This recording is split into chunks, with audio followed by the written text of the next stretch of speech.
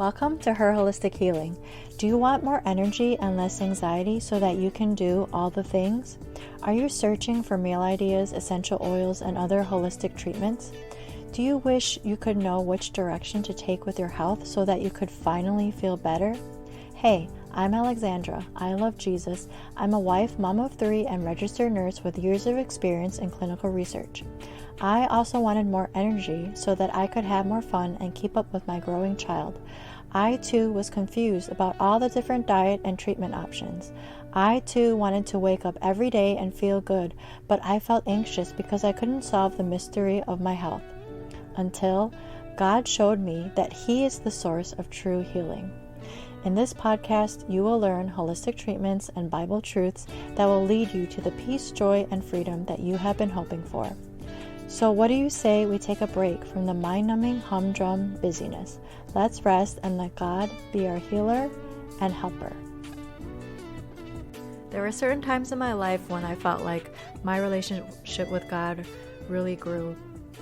One time was when I was in church camp in junior high. Another time was when I was in college and I was part of some amazing small groups at church. And I feel like I also grew after college when I was also involved in really great women's groups. So as you can see, I feel like, at least for me, my spiritual life really grew when I was around other people.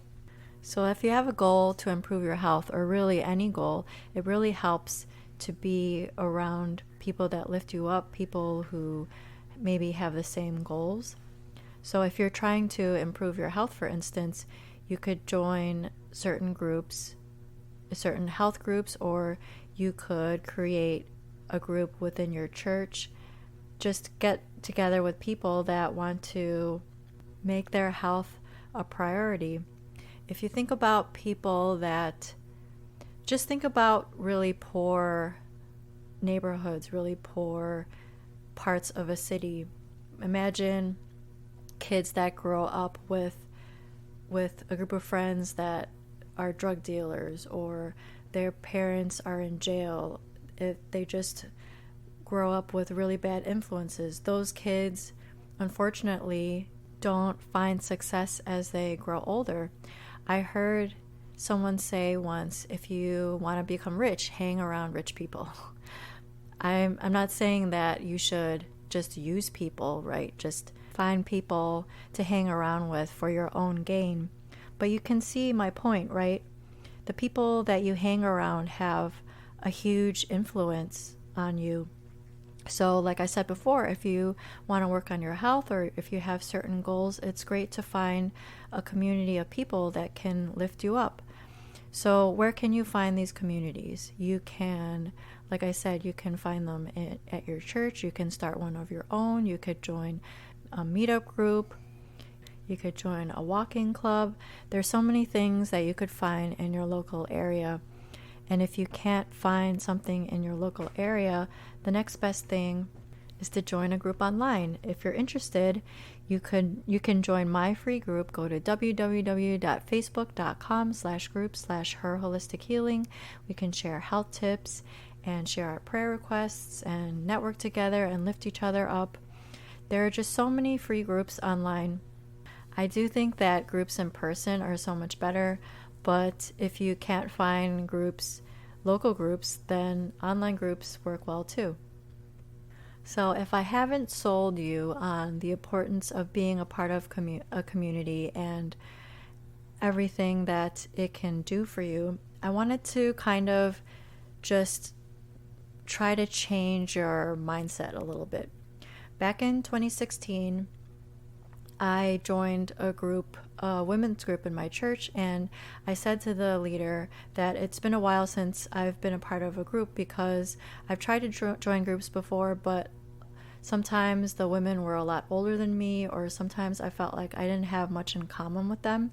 And she said to me, well, I really hope that you continue to be a part of a group because I hope that you let God use you to encourage others.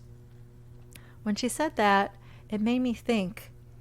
Back then, I was thinking to myself, encourage others?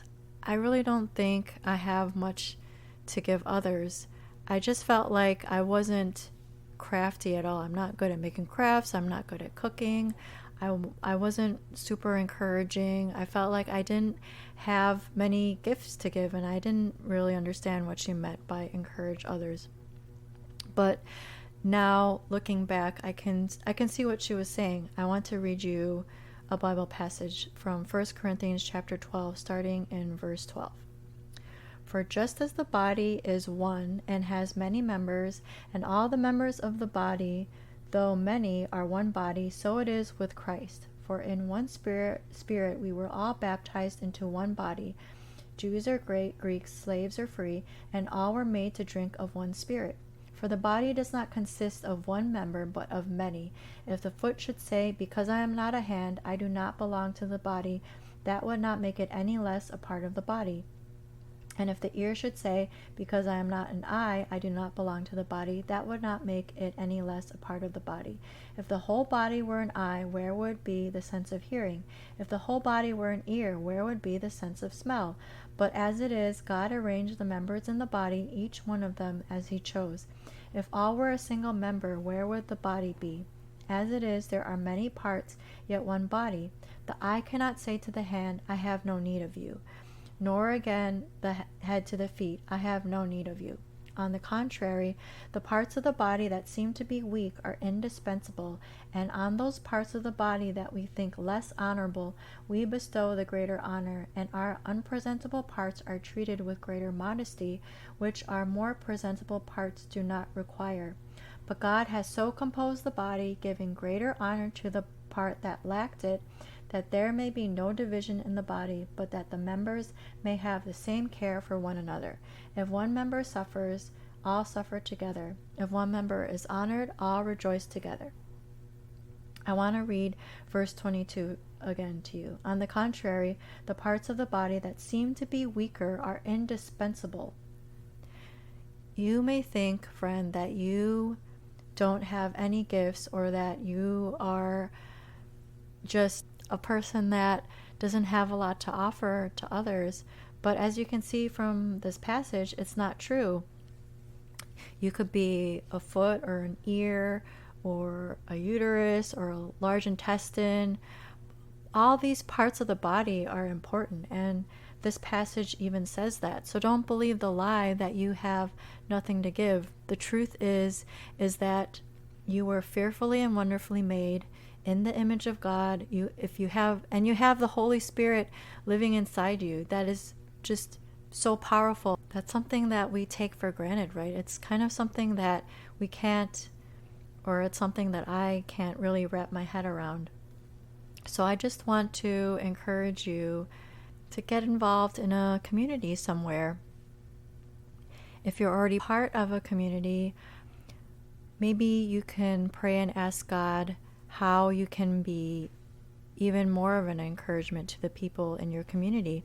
If you don't know what your spiritual gifts are, maybe dive into 1 Corinthians chapter 12 and ask God to reveal to you what spiritual gifts he has given to you, and ask him how you can use that in your community.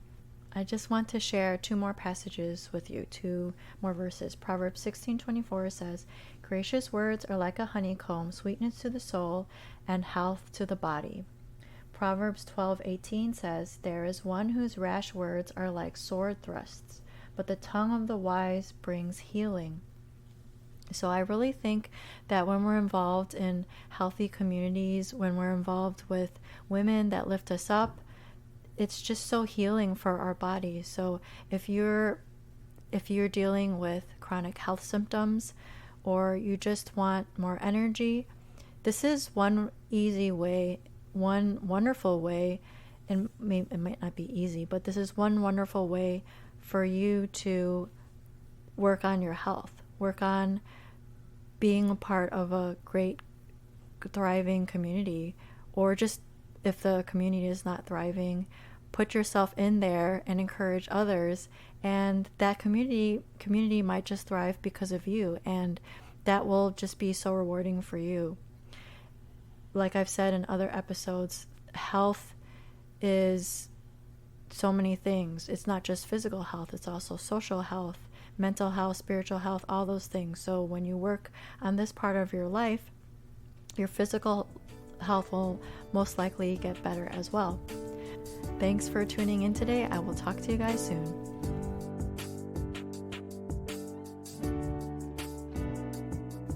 I'm so glad that you took the time to listen today. If you like what you heard, will you leave me a 5-star review on Apple Podcasts so that this show can reach more people? And if you want to connect with me, go to herholistichealing.com. Before you go, I want to leave you with one of my favorite passages from Matthew 29. Come to me, all who labor and are heavy laden, and I will give you rest. Take my yoke upon you and learn from me, for I am gentle and lowly in heart, and you will find rest for your souls. For you, it's easy and my burden is light.